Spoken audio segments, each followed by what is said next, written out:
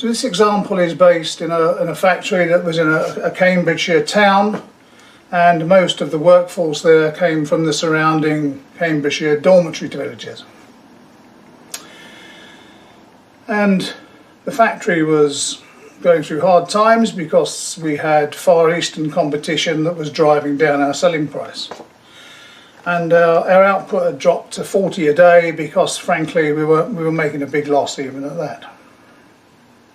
So there was a real need to boost productivity, boost output, or go bust.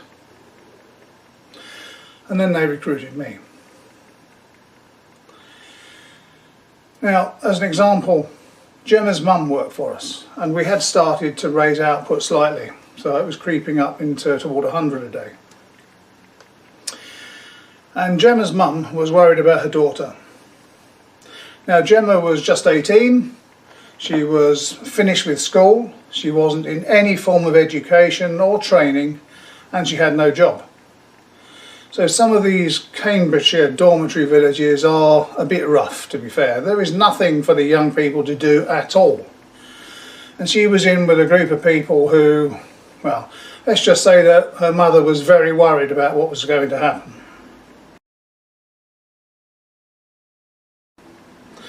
Now, we had a policy that we wouldn't employ relatives because it just made for too many complications. But Gemma's mum was desperate, and she begged her manager, and, well, she relented, and we gave Gemma a trial. She was very good when she did her practice, and so we gave her a 3-month temporary appointment. And Gemma, to be fair, was very good. She was quite fast, very accurate, and that's what we wanted. Now, I don't know who employed many 18-year-olds, but they have a common characteristic.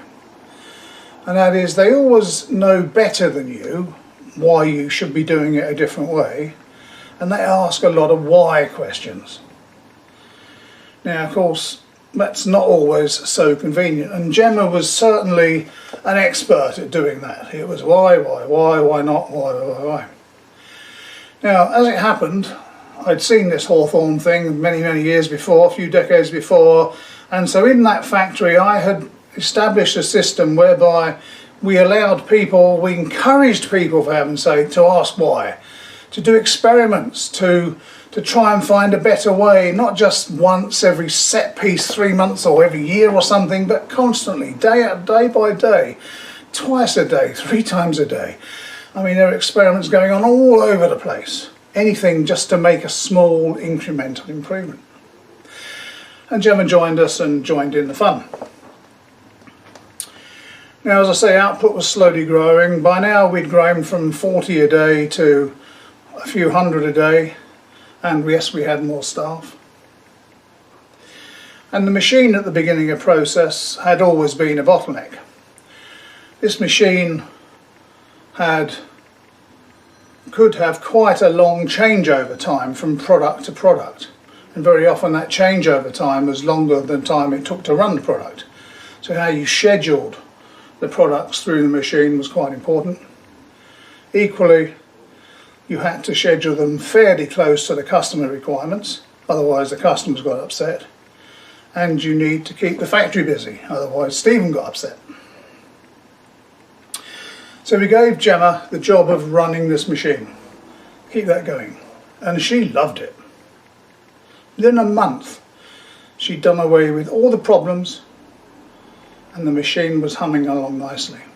When there were technical problems that needed R&D's input, she used her undoubted charms to win the engineers over and to come and help. Brilliant. So now our output has crept up to 800 a day, and I suppose we've got sort of twice as many people. And we needed another machine at the beginning, plus it couldn't cope. So the manager was going to visit various machine manufacturers, and she asked Gemma if she wanted to go with her to visit the machine manufacturers. Now, Gemma's now 20, and this girl, who was a NEET just a couple of years ago, goes out and buys herself a business suit. Isn't that incredible? Can you imagine her sense of self-confidence, self-worth, achievement? she's still just about on minimum wage, I have to say. We go and buy a second machine and the output continues to climb until eventually we're doing 1,800 a day, and that was 4 times as many staff as when we had 40 a day coming out. Now, unfortunately, Gemma then wanted to get married, and we couldn't afford to pay her much more than minimum wage, and she knew she had to leave. So Gemma came to me and said, look, I've got to leave because I need more money, but could I come back in the evenings just to make sure that my machines are still running properly? Now that's the sort of employee engagement, whatever you want to call it, that makes a difference, because when the chips are down, those people are there for you.